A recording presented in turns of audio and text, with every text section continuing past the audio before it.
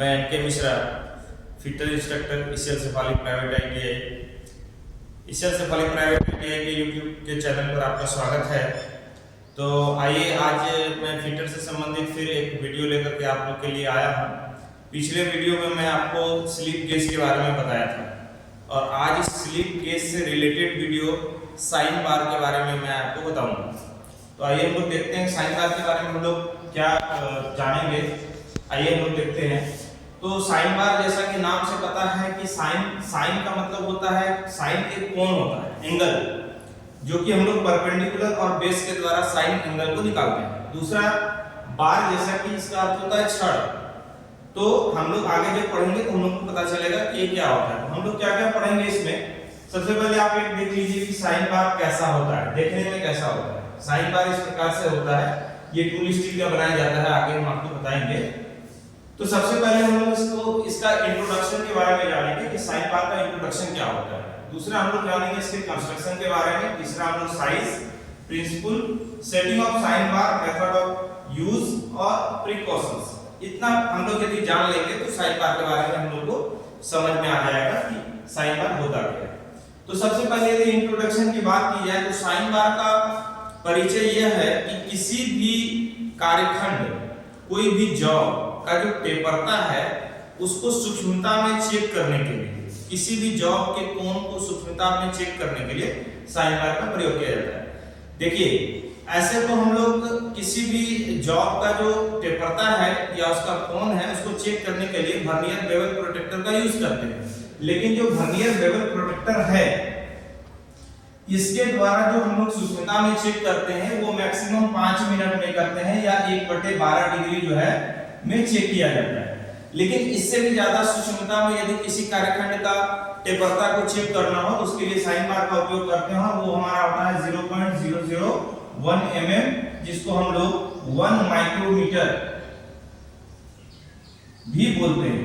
तो इतना सूक्ष्मता में चेक करने के लिए यदि हम लोग किसी भी इंस्ट्रूमेंट का यूज करेंगे तो वो हमारा साइन बार होगा। तो साइन बार किसी भी जॉब की टेपरता को सूक्ष्मता में चेक करने के लिए 0.001 mm या 1 माइक्रोमीटर की सूक्ष्मता में चेक करने के लिए साइन बार का प्रयोग किया जाता है। ये इसका परिचय है। दूसरा यदि हम लोग देखेंगे इसका कंस्ट्रक्शन क्या होता है तो जैसा आपको दिख रहा है कि ये डेटल सरफेस है, एक छड़ है और इसके ये छड़ के दोनों साइड में स्टेप बना हुआ है। ये स्टेप है, इधर भी स्टेप बना हुआ है और इस स्टेप में 2 रोलर है। इस स्टेप में 2 रोलर है। इसके बॉडी में 3 से 4 होल बने होते हैं और इसका ऊपर जो सरफेस है उसको बहुत अच्छे तरीके से फिनिश किया जाता है। तो हम लोग इस तरह से इसका कंस्ट्रक्शन देखते हैं और अब हम लोग जानेंगे कि इसका साइज कैसा होता है। तो साइज की बात यदि हम लोग करें तो रोलर का जो सेंटर है, ये जो केंद्र दिख रहा है, इस केंद्र से इस केंद्र, दूसरे रोलर के केंद्र तक की बीच की दूरी को, लेंथ को हम लोग इसका साइज लेते हैं। दूसरा यदि हम लोग भारतीय स्टैंडर्ड यानी ब्यूरो ऑफ इंडियन स्टैंडर्ड की बात करें तो ये मार्केट में 100, 200, 250 और 500 mm में उपलब्ध है। इसके अलावा यदि हम लोग इसके सिद्धांत के बारे में बात करें तो ये समकोण त्रिभुज के सिद्धांत पर कार्य करता है। समकोण त्रिभुज के सिद्धांत पर कार्य करने का मतलब ये है कि देखिए इसमें यहां पर आप देख रहे होंगे ये समकोण त्रिभुज बना हुआ है। ये समकोण त्रिभुज 90 डिग्री का बना हुआ है। यहां पर हम लोग समकोण त्रिभुज में 3 चीज की आवश्यकता होती है। 3 साइड्स होते हैं, आधार जिसको हम लोग बेस बोलते हैं, लंब और कर्ण होता है जिसको हाइपोटेन्यूज बोलते हैं। तो आधार के रूप में हम लोग सरफेस प्लेट का उपयोग करते हैं।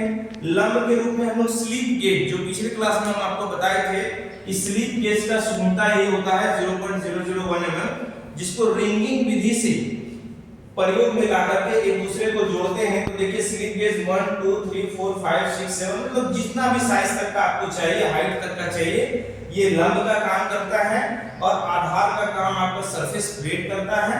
बाकी साइन बार को हम लोग कर्ण के रूप में प्रयोग में लाते हैं।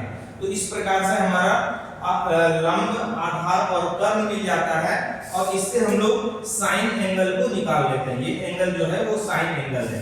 जैसे हम बात करें साइन एंगल की, तो साइन थीटा इक्वल टू क्या होता है, तो स्लिप गेज की ऊंचाई बटे नीचे हम लोग साइन बार की लंबाई, तो इसको हम लिख सकते हैं sine theta equal to P by H, जो आप लोग जानते हैं P फॉर परपेंडिकुलर और H फॉर हाइपोटेन्यूज। तो इस प्रकार से हम लोग थीटा का वैल्यू निकाल लेते हैं। सपोज दैट लंबाई यदि 30 है और मान लीजिए लंबाई 300 mm है, ऐसा करते हैं 300 mm है और 300 नहीं, इसको तो हम 250 ले लेते हैं, 250 mm है और हाइपोटेन्यूज जो हमारा कर्ण है वो 500 है, तो इधर हो जाएगा साइन थीटा इक्वल टू 1/2 और इधर हो जाएगा साइन थीटा, और साइन थीटा इक्वल टू, जानते हैं आप लोग साइन थीटा 1/2 का वैल्यू होता है 30 डिग्री, साइन 30 डिग्री, इस प्रकार से थीटा का वैल्यू आ जाएगा 30 डिग्री।